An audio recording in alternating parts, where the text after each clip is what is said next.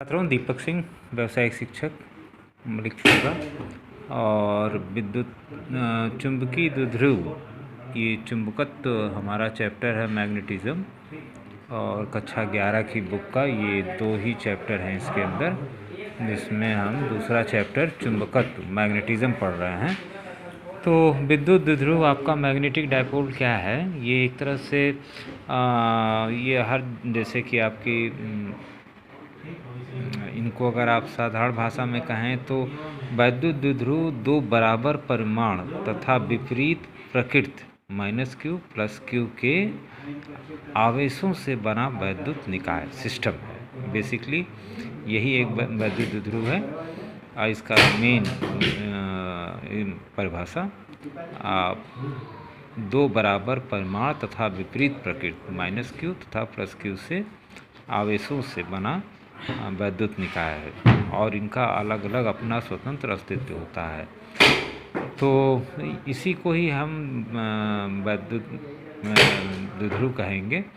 और चुंबकीय द्विध्रुव में परिस्थितियां बिल्कुल अलग होती हैं, क्योंकि ये अकेले चुंबकीय द्विध्रुव का कोई अस्तित्व नहीं होता, और चुंबकीय द्विध्रुव स्वयं ही सबसे सरल संरचना है, जिसकी सहायता से चुंबकीय क्षेत्र की उपस्थिति का परीक्षण हम आराम से कर सकते हैं। तो चुंबकीय द्विध्रुव और वैद्युत द्विध्रुव में आप कंफ्यूज ना हो। और नेक्स्ट हम अगर देखें, इसमें एक अच्छा जो आने वाला इम्पोर्टेंट मैक्सिमम चैप्टर्स तो हैं कंटेंट।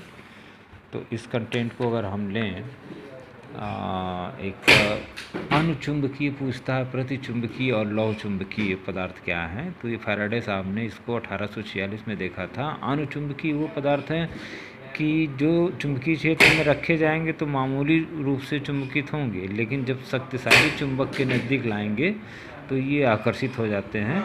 इसे हम अनुचुंबकीय कहते हैं, जैसे प्लेटिनम, मैग्नीज, एल्युमिनियम।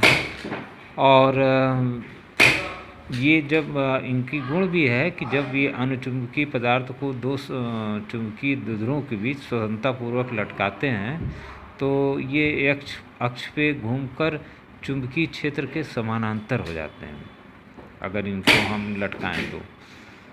इसको भी आप देख लें। जब किसी अनुचुंबकीय को किसी एक समान प्रबल चुंबकीय क्षेत्र में रखा जाता है, तो पदार्थ के अंदर से गुजरने वाली चुंबकीय बल रेखाओं की संख्या निर्वात की अपेक्षा अधिक होती हैं।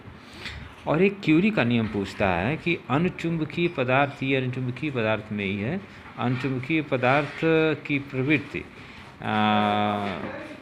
जो है लैम्डा दी हुई है, और चुंबकन की तीव्रता तथा चुंबकन क्षेत्र का अनुपात, मतलब चुंबकन क्षेत्र की तीव्रता और चुंबकन क्षेत्र का H का अनुपात ताप पर निर्भर करता है।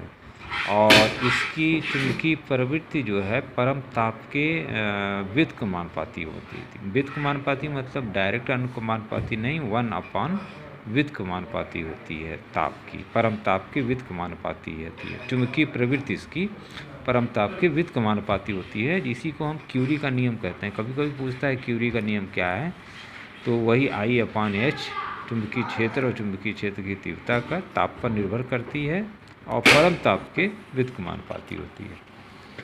प्रतिचुंबकीय को अगर आप देखें तो ये प्रतिचुंबकीय ऐसे होते हैं, कुछ पदार्थ ऐसे होते हैं कि जो कि चुंबक के क्षेत्र में रखे जाने पर क्षेत्र की विपरीत दिशा में मामूली रूप से विचुंबकित होते हैं, और जब शक्तिशाली चुंबक लाया जाता है तो कुछ प्रतिकर्षित होते हैं, तो इसे प्रतिचुंबकन पदार्थ कहलाते हैं, और इस गुण को प्रतिचुंबकत्व कहते हैं। जैसे फास्फोरस, एंटीमनी, जस्ता, जिंक, तांबा, कापर, चांदी, ये इन पदार्थ के विशेषताएं भी हैं कि इनकी बनी छड़ को अगर द्विध्रुव में लटका दें तो ये वहाँ समानांतर वो होती थी, और यहाँ घूमकर बल रेखाओं के लंबवत आ जाती हैं।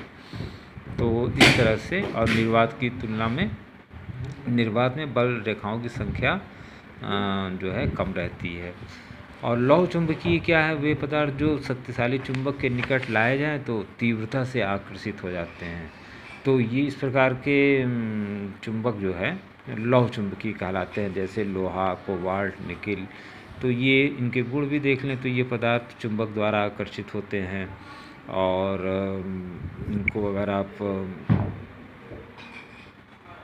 ये पदार्थ मतलब इनके अनुचुंबकीय पदार्थ से मतलब सभी से गुण कहीं अधिक प्रबल इसके होते हैं।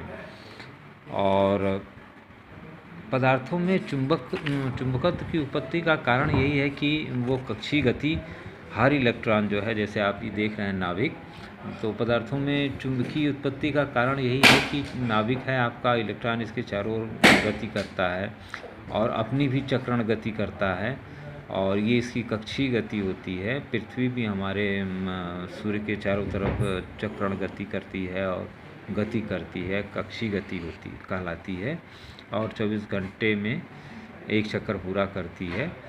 तो इसी को हम चक्रण गति कहते हैं। तो इससे जो है हमारा चुंबकत्व की उत्पत्ति होती है। और विचुंबकन क्या है? विचुंबकन मतलब किसी के चुंबकत्व को नष्ट कर देने की क्रिया को विचुंबकन कहते हैं। यदि उसके अंदर विचुंबक है, उसको हथौड़े से पीटा जाए और क्यूरी ताप के अनुपाती आपने बताई, तो क्यूरी ताप के ऊपर गर्म कर दिया जाए इसको, तो इसका चुंबकत्व पूर्णतः नष्ट हो जाता है। और किसी भी पदार्थ का क्यूरी ताप हुआ है जिससे जो है पदार्थ का अनुचुंबकीय हो जाता है। इस तरह से भी कह सकते हैं क्यूरी ताप हुआ है जिससे उसका चुंबकत्व नष्ट हो जाता है। जैसे उदाहरण के लिए ले लीजिए तो आप क्यूरी ताप जो है 770 डिग्री निकिल के लिए, 360 डिग्री सेंटीग्रेड कोबाल्ट के लिए, कोबाल्ट के लिए 1100 होता है, और निकिल के लिए जो है आप 360 होता है। और नर्म लोहे से जो है और फौलाद से चुंबक बनाए जाते हैं। तो इनमें अंतर ये होता है कि एक नर्म लोहे में फौलाद की अपेक्षा अधिक चुंबकत्व उत्पन्न होता है। दूसरा ये है कि नर्म लोहा अपने चुंबकत्व को बनाए नहीं रख पाता, बल्कि थोड़े ही समय के लिए धारा को जब बंद कर देंगे तो यह विचुंबकित हो जाता है। तो जैसा कि हाँ आप देख रहे हैं, ये धारा लगा के इस तरह से नर्म लोहा और फौलाद को आप देख रहे हैं। तो नर्म लोहा जो है अधिक चुंबकत्व उत्पन्न करता है। और आगे हम देखें इसमें तो विद्युत चुंबक भी अगर आप देखें तो विद्युत चुंबक में क्या है कि एक नली है और या इस तरह से है आपका, तो इसमें आप कुचालक है, इसमें तार लपेट के बैटरी लगा दें तो ये जो है नॉर्थ साउथ जो है इसमें चुंबक का गुण आ जाता है, और धारा जब प्रवाहित करते हैं तो इसे हम विद्युत चुंबक कहते हैं। ये बड़े बड़े कारखानों में प्रयोग किए जाते हैं, और अस्पतालों में भी विद्युत चुंबक आँख और शरीर के भागों में छर्रे निकालने में भी इसका उपयोग किया जाता है। और छात्रों ये थोड़ा लंबा हो रहा है। तो पृथ्वी के चुंबकत्व के प्रमाण ये स्वतंत्रता पूर्वक लटकाए गए उत्तर दक्षिण में लटकेंगे। पृथ्वी में गाड़ने पर लोहे के टुकड़े कुछ समय बाद चुंबक बन जाते हैं।